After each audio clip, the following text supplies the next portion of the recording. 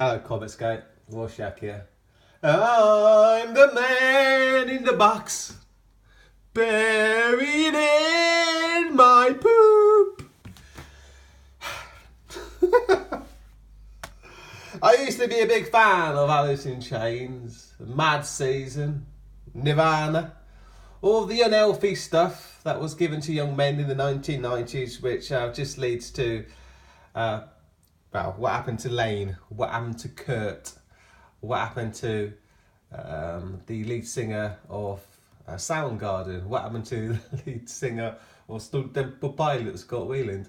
Yeah, not good really, is it? It's not the message that you really want to be pushing on people, because it doesn't lead to happy endings.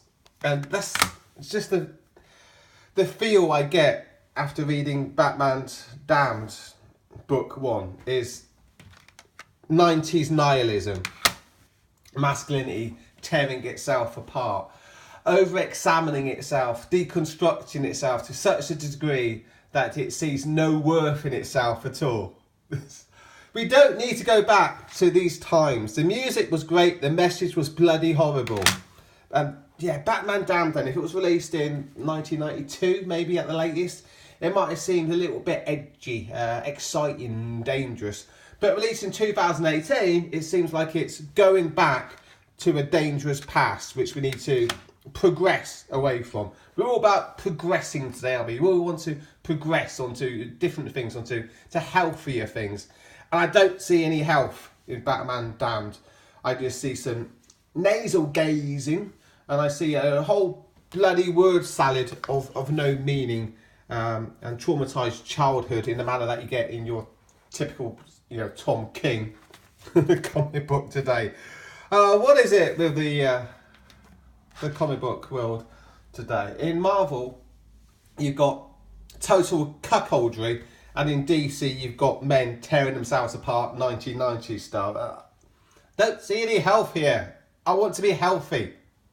I want to thrive, prosper, and survive.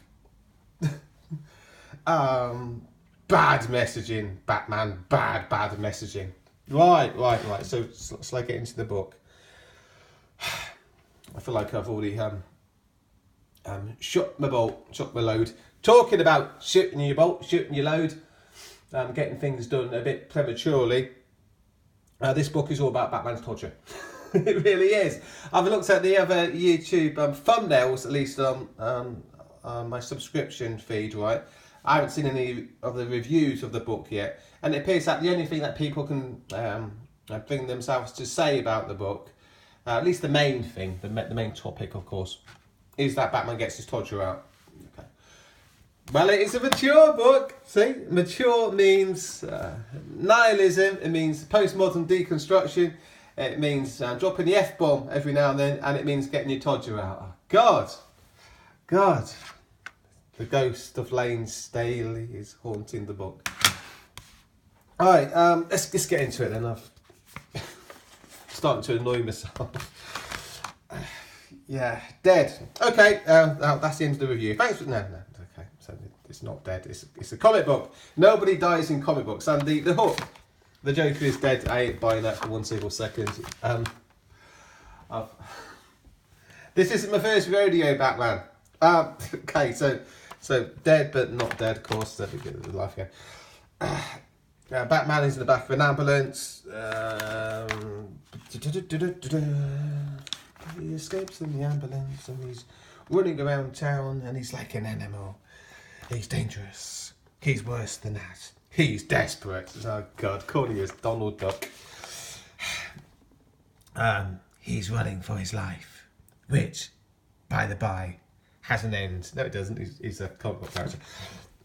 They all do. Lives, part of the great plan, I guess. Can you just feel the wisdom coming off the pages of the comic book? Endings, though, have to start somewhere.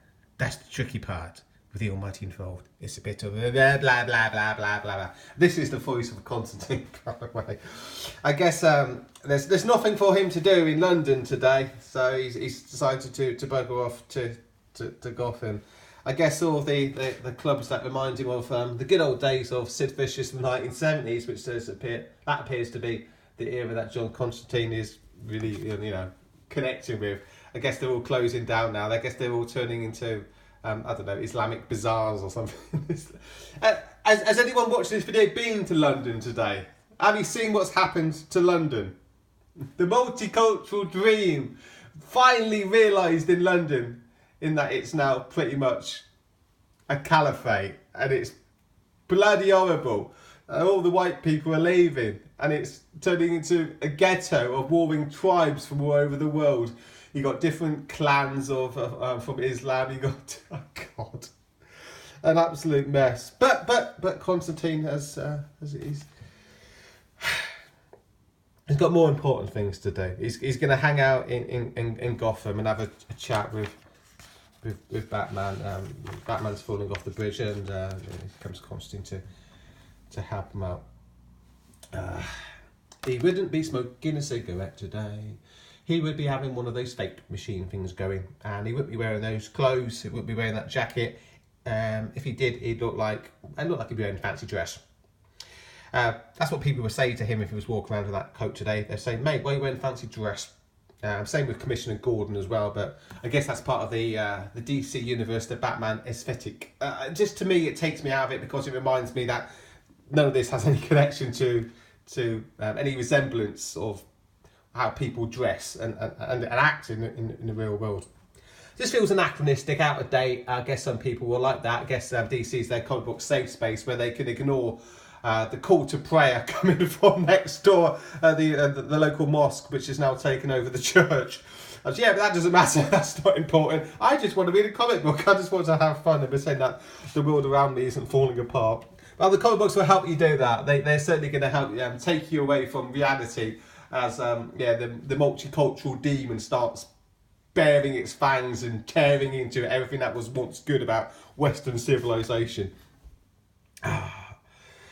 Trauma from childhood. Tom King says, "Nice one, I approve." So Batman was traumatized in the kid by this demonic child who looks like she should be appearing in some Japanese horror movie. Okay, it's very feels like it's been done before. What was the name of the movie? The Japanese horror movie. I don't know. I don't care. Nice colours, lovely colours. Do you like looking at this stuff? It's lovely to look at. It's Constantine, and Batman does his disappearing act thing, and the Joker is dead, but he's not dead because he's a comic book character, and these comic book characters never ever die. Okie dokie then.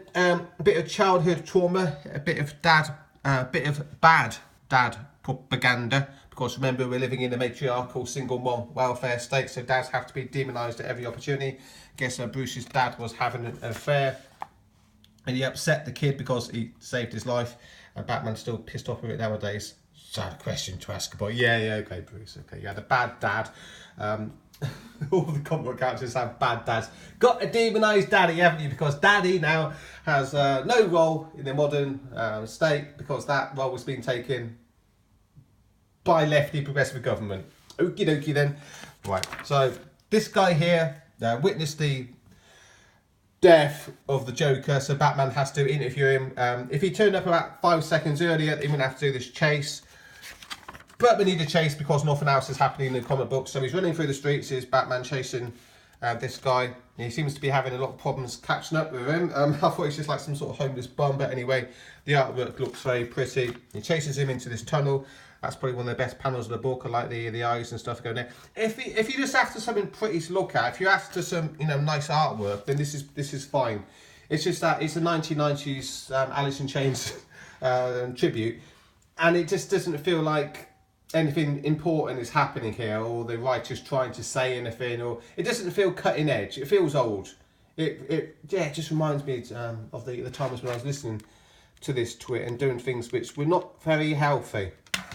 I want to be healthy today. I want to be a better person than the person that I used to be. And yeah, this just reminds me of bad times in the 1990s, in my own life. I'm so sad. Not really. I used to be sad. Now I'm not, because I'm progressing away from depressing and nihilistic stuff like this. and like this. Okay, so into the tunnel. Are you ready for the Bat-Todger? I'll give you a bit of an arse first. Here we go.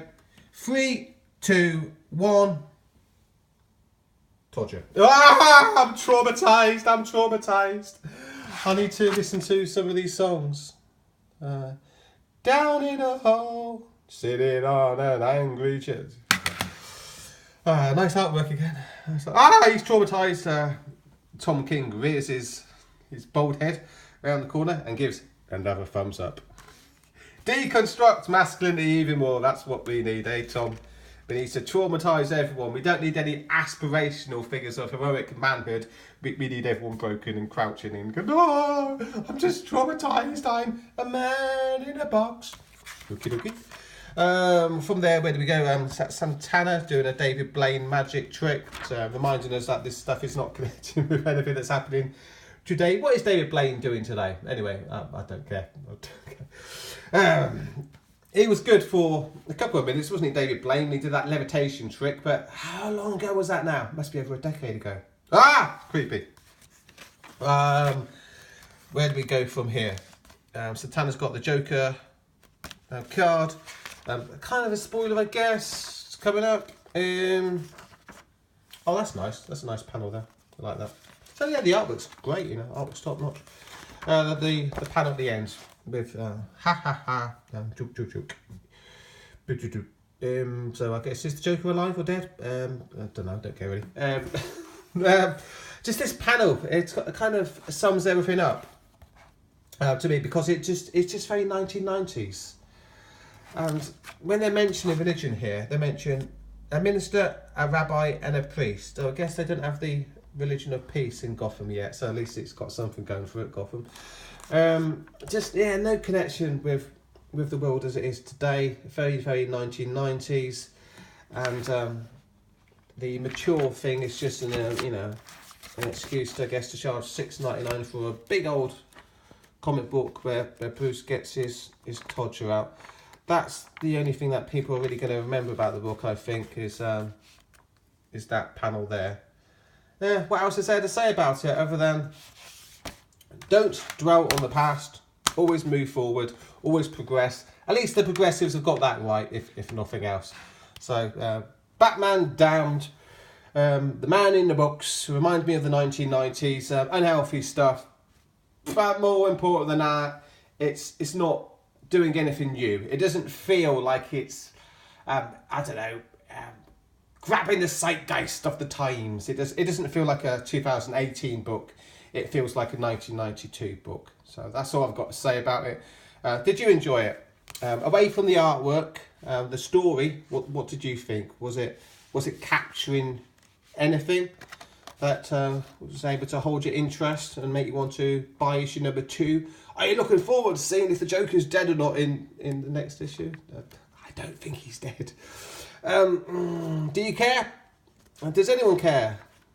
Calling out to the void of 1990s nihilism. Is there anyone there? Does anyone care? That's all I've got to say. Thanks for checking out the vid review. Please like and subscribe to the channel if you'd be so kind. And I'll be back, as always, later. See you guys.